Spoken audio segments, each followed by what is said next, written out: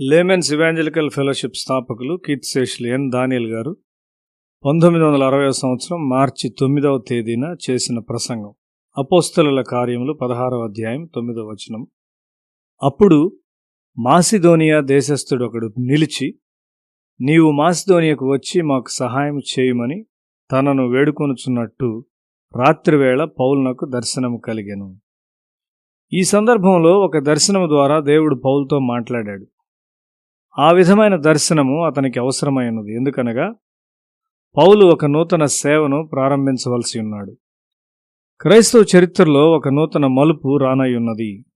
తన ఆలోచనలో లేని ఐరోపాకు వెళ్ళమని పౌలుకు తెలుపబడింది.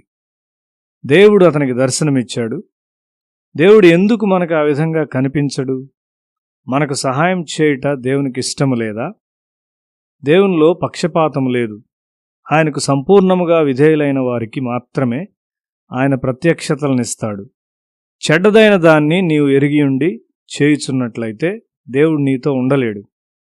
దేవుడు అసామాన్యమైన మార్గముల్లో మనుషులను కలుసుకుంటాడు.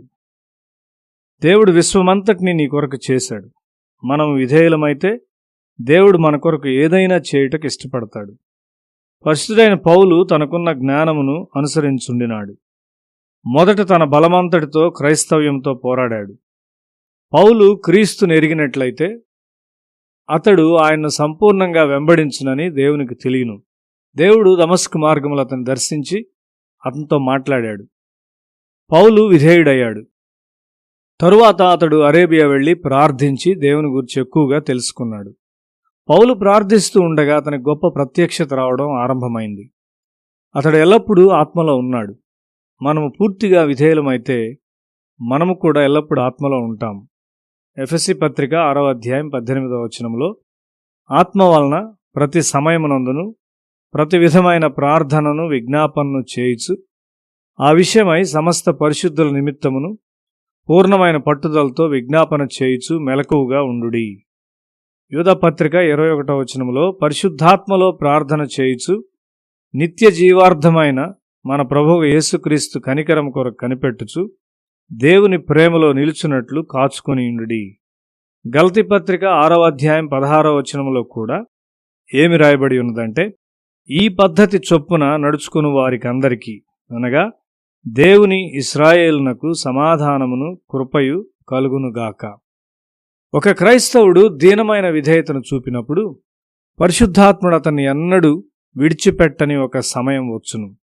యెషయా గ్రంథము 30వ అధ్యాయం 21వ వచనంలో చూస్తే, మీరు కుడి తట్టైనను ఎడమ తట్టైనను తిరిగినను ఇదే త్రోవ, దీనిలో నడువుడి అని నీ వెనుక నుండి ఒక శబ్దము నీ చెవులకు వినబడును. ఇది పరిశుద్ధుడైన పౌలునకు జరుగుచున్నది. నడిపింపును గూర్చి దేవుని బిడ్డలు భయపడనవసరం లేదు. నీవు సత్యమునకు విధేయుడు అయితే దేవుడు నిన్ను నడిపించునని నీవు ఎరుగుదువు. అపోస్తలుల కార్యములు 16వ అధ్యాయము 6 నుండి 8 వచనాల్లో, ముసియ దగ్గరకు వచ్చి బితూనియకు వెళ్ళటకు ప్రయత్నం చేసిరి గాని యేసు యొక్క ఆత్మ వారిని వెళ్ళనీయలేదు.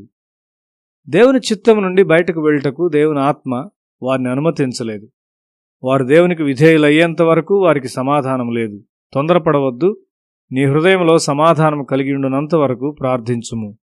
సాతాను నిన్ను తొందరపెట్టి నీవు తప్పు చేయుటకు కారణముగా చేస్తాడు. పౌలు ప్రార్థిస్తూ ఉండగా ఒక మాసిదోనియా వాడు సహాయం కొరకు అతన్ని అడిగాడు. అతని దుస్తుల ద్వారా అతడు మాసిదోనియా వాడని పౌలు అతన్ని గుర్తించాడు. అతని సహచరులు ఐరోపాకు పయనమయ్యారు. యెహోషువ గ్రంథము 1వ అధ్యాయం 3వ వచనములో, నేను మోషేతో చెప్పినట్లు మీరు అడుగుపెట్టు ప్రతి స్థలమును మీకిచ్చున్నాను. ఇప్పుడు పౌలు ఐరోపాలో పాదం మోప వెళుచున్నాడు.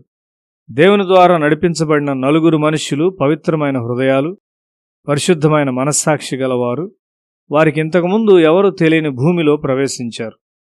వారు ఫిలిప్పీకి వచ్చారు. అక్కడ సమాజ మందిరం లేదు కాబట్టి ఒక నది ఒడ్డున వారు సమావేశమయ్యారు. మొదట చేర్చబడినది లూదియా అను ఒక స్త్రీ, రెండవదిగా దయ్యం పట్టిన ఒక బాలిక. ఈ బాలికను బట్టి పరిశుద్ధుడైన పౌలు సమస్యకు లోనై చెరసాలలో పెట్టబడినాడు. తరువాత చేర్చబడినవాడు చెరసాల అధికారి. దేవుడు వారితో ఈ ముగ్గురిని చేర్చాడు. నీవు ఆత్మలో నడుచున్నప్పుడు నీవు సమయాన్ని శక్తిని వృధా చేయవు.